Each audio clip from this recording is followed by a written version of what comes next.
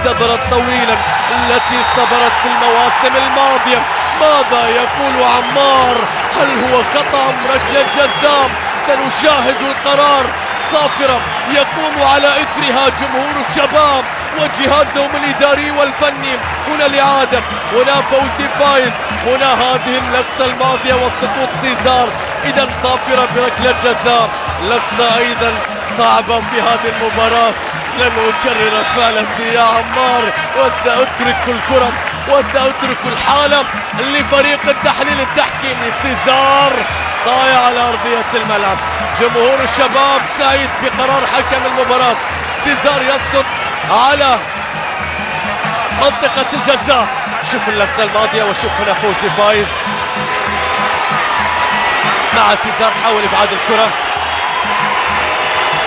لم أشاهد التحام قدم اللاعب فوزي فايز، لكن ربما من زوايا أخرى تأتي كرات. على العموم نترك الكرة والتحليل الفريق التحليلي في أبو ظبي الرياضية. الآن سيزار من نفس نقطة الجزاء، هل يعود؟ الآن سيزار يحاول، بدأ الموسيقار وعاد بهم. سيزار من نفس نقطة الجزاء يعودون مرة أخرى إلى اللقاء. الجوارح يرفضون الخسارة ويعودون في شوط المباراة الثاني بدون فرص. من أول الفرص يسجلون من ركلة جزاء قبل مرور الساعة. سيزار يعدل النتيجة، الشباب يتعادل مع العين. فرحة البيضة، فرحة المشجعين، فرحة الجوارح. تعود المباراة من جديد. هنا سيزار، هنا ركلة الجزاء، تصبح النتيجة 1-1.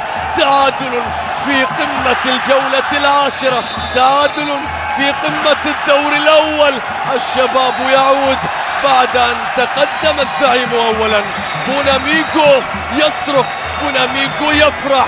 اللقطة واضحة ما بين جمعة راشد وهبيطة بحماس كبير جدا، بإصرار على العودة مرة أخرى في المباراة الصعبة، في هذا المنعطف الصعب.